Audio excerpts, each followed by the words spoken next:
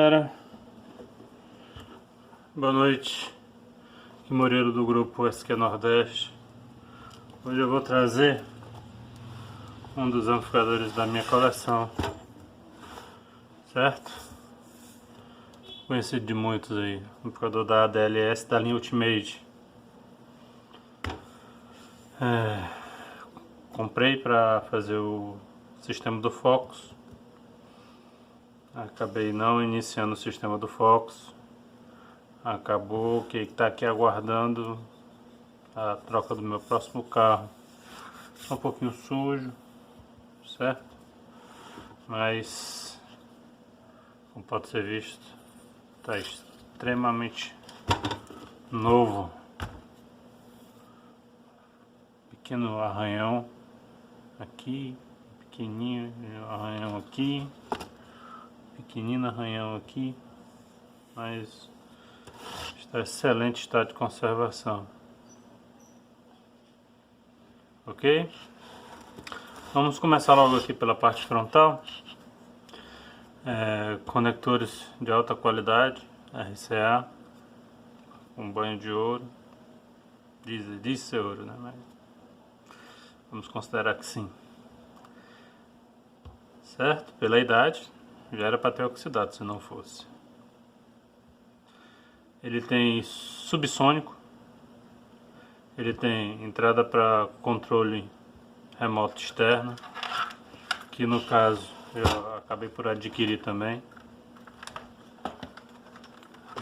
Adquiri separadamente, visto que quando eu comprei não tinha.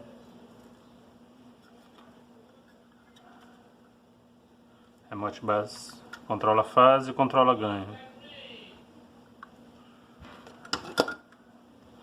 Amplificadorzinho, as saídas, que na verdade ele é um amplificador mono, é um amplificador de um canal, só que ele tem dois terminais de saída para facilitar a bitola dos cabos.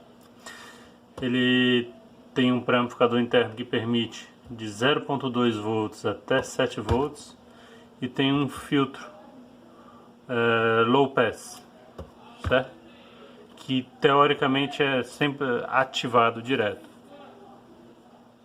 Ok? No caso desse meu amplificador, como ele foi um amplificador que foi utilizado no EMA, na época o pessoal fez o bypass do crossover para não ter inversão de fase. Aí meu crossover é bypassado, foi feito pelo próprio Peter aqui no Brasil. Foi feito neste amplificador e num A4 que era do competidor. Aqui a gente já vem para algumas coisas que são diferentes na linha DLS, né? Que é a questão dos terminais de entrada. Ele tem conjunto duplo de terminal. Vocês vão ver quando eu abrir, eles são jampeados. Isso aqui ele facilita, tanto na questão do cabeamento, permite que eu use dois cabos de 16, dois de 21. Quer dizer, me dá essa flexibilidade de cabo, em vez de ter que utilizar um de 35 diretamente aqui, que teria dificuldade. Ok? Ele também tem uma saída para cooler. Eu posso fazer o acionamento de um cooler externo a partir dele. Ok? 4 fusíveis de 35 amperes. Para facilitar, eu já desmontei. Guardei aqui os parafusos. Vou terminar de tirar os dois parafusos que restaram.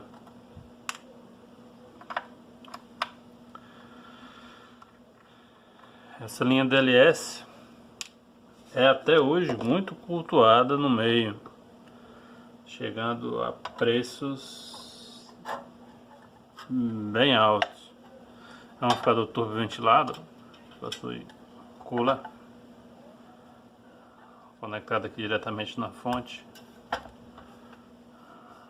Sistemazinho de fita de tecido para não gerar ruído.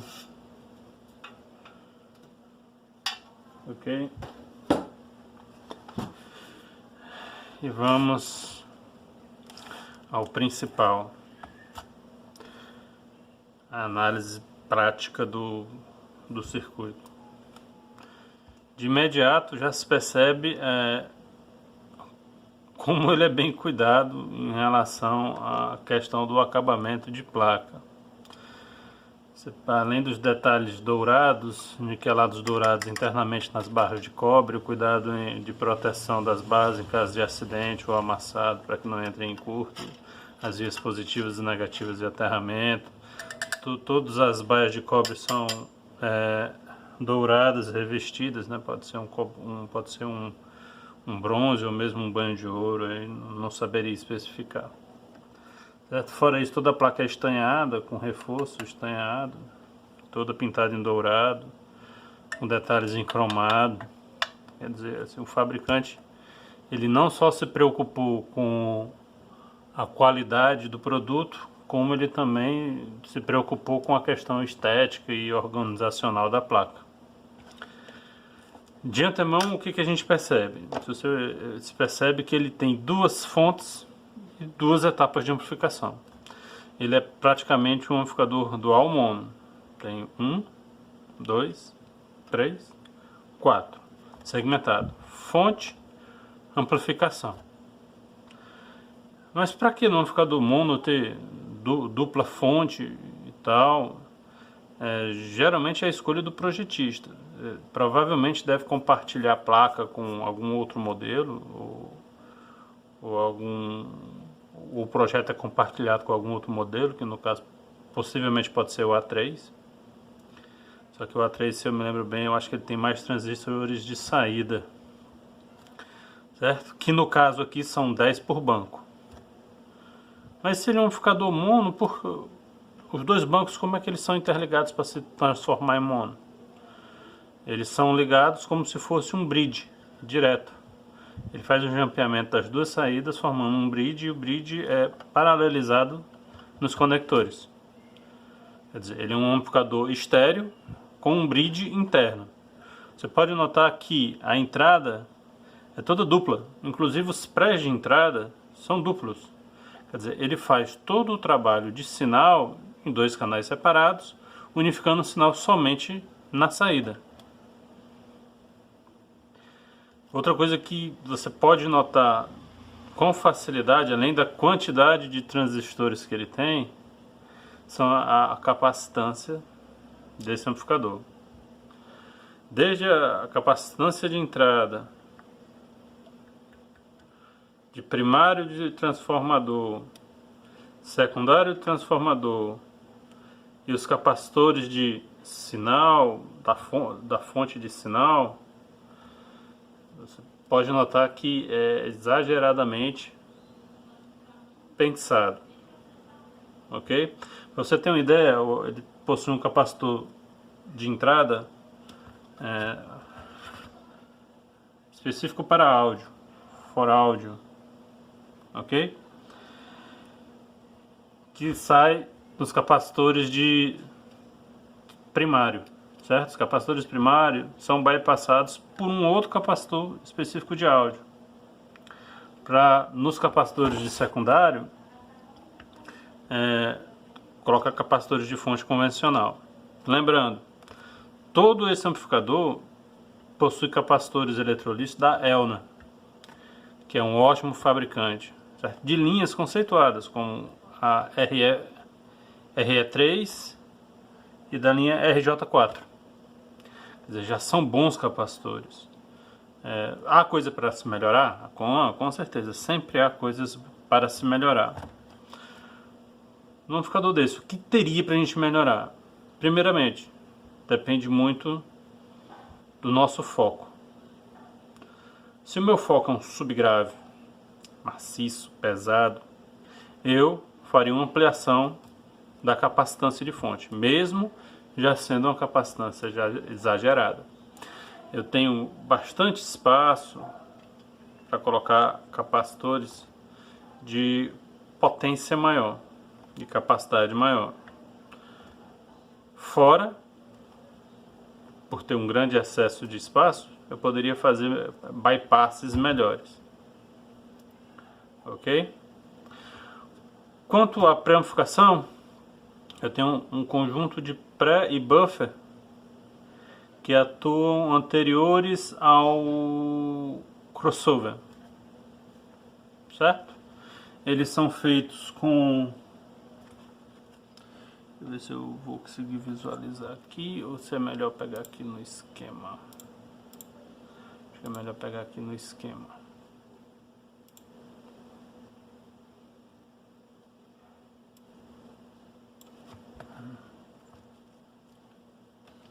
Não consigo ver.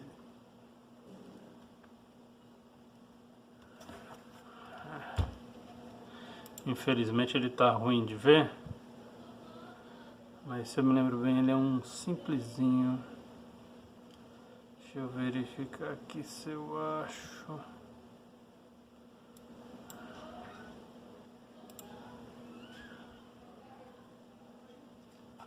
Infelizmente eu não achei. Mas eu acho que ele deve ser um 5504 ou um 8834. São operacionais antigos. Não consigo ver. Ficando velho. Certo, pessoal? Mas voltando.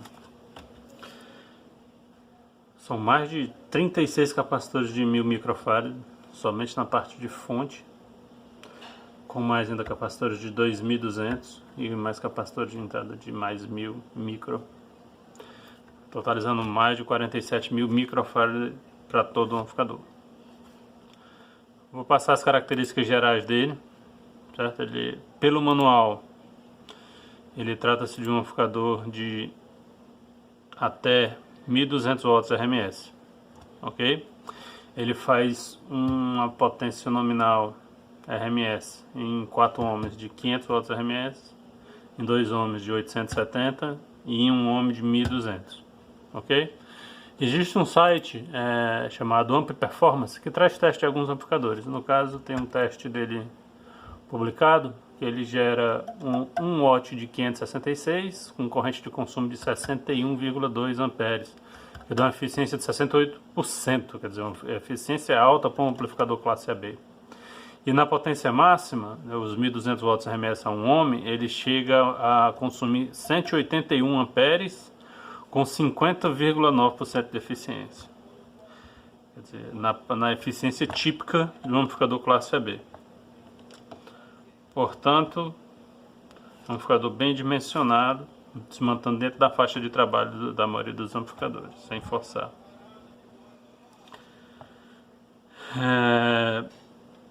A questão da etapa de fonte.